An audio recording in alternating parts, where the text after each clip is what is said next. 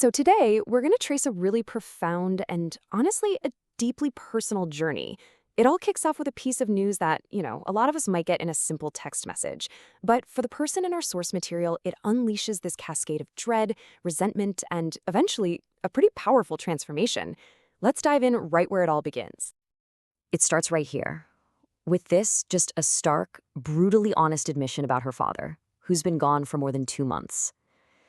There's no sugarcoating it, right? This raw feeling. This is our entry point into a much, much deeper conflict. And let's be real, while her story is specific, that feeling, it's pretty universal. Family dynamics are often this messy, tangled web of love, obligation, resentment, and a whole lot of history. This explainer is all about how one person decides to confront that messy reality head on. So, what's the trigger for this whole journey? It's a single event. Her father is coming home. But instead of feeling relief or happiness, the news just lands like a ton of bricks. She sees his plane ticket pop up in the family WhatsApp group, and her body just immediately tenses up. Her reaction, in her own words, was, oh, fuck it.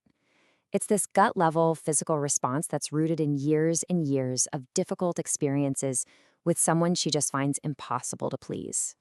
And this phrase just perfectly captures a core idea, doesn't it? Her body remembers. It remembers the tension, the anxiety, that feeling of walking on eggshells. The past isn't just some dusty memory. It's a physical sensation that's being triggered right here in the present moment. Okay, so where is all this intense dread actually coming from? Well, to get it, we need to untangle this knot of expectations and realities that have created what she feels is a total trap. What's so fascinating here is the conflict it lays bare. On one side, you've got this lingering, almost childlike hope for a dad who provides, who takes care of her. But the reality, it's the complete opposite. She and her siblings are the ones supporting their retired parents. It's a total role reversal, and it's fueling this deep, deep resentment. And here's a crucial piece of context. She's 42 years old. So this isn't a young adult just struggling to fly the coop. This is a grown woman wrestling with these childlike expectations and very adult responsibilities, all at the same time, all under the same roof.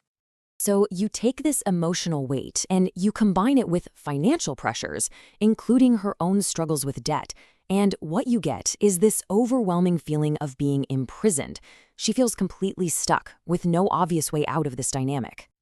But this is where the story takes a massive turn. Instead of staying stuck in that cycle of blame and resentment, she starts to look inward. She starts to ask herself a much harder and way more uncomfortable question. This question is everything. It's the pivot point. It's the moment she stops seeing herself purely as a victim of her circumstances and starts to actually examine her own role in all of this. It's a huge shift from blame to accountability, and it changes the entire game. And she gets brutally honest. She admits that, yeah, she is getting something out of this deal. She has a roof over her head. She gets to use things her parents have. And maybe most importantly, living at home is buying her the time she desperately needs to sort out her own finances. She starts to realize the prison also serves a purpose for her. This new self-awareness lets her completely reframe her reality. What used to be just a source of pain is now seen as something else entirely. A painful, yeah, but also a necessary gift. And this mental shift is just so powerful. She stops seeing her home as a cage and starts seeing it as, well, like a gym for her soul. It's a place where she's being forced to confront her deepest issues instead of just running away from them. And she comes up with this beautiful metaphor. Her family members aren't just her difficult parents anymore. They're actors in her life's play, teaching her the very lessons she needs to learn. This perspective gives her a sense of control and purpose right in the middle of all the conflict. So what's on the syllabus at this school? Well, it's about looking those ugly emotions like resentment and irritability right in the eye. It's about actively practicing forgiveness. It's about letting go of old, unspoken family rules, and maybe, most importantly, learning to be radically honest with herself about what she really feels and what she really wants. But this journey of self-reflection, it doesn't just stop at the psychological level. It goes deeper. It evolves into a spiritual inquiry where she starts looking for some kind of higher meaning inside the very people who cause her so much pain. She starts by asking this really profound question about her father.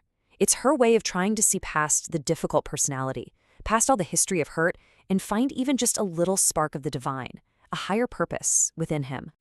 And of course, that question immediately turns inward. I mean, if she's looking for the divine in him, she has to look for it in herself too. How is she showing up in all this? Where is her own higher self in her own reactions, in her own emotions? And this all leads to the final biggest question. It's not about him or me anymore. It's about us. How is that divine energy, that potential for grace and for learning, how is it actually showing up in the relationship itself? What is the big lesson this conflict is trying to teach both of them? Ultimately, when you boil it all down, the entire journey is about this one thing: getting beyond a story that's been defined by old hurts and by fear.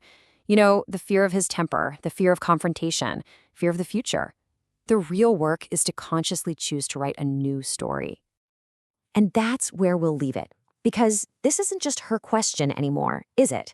It's a question for all of us.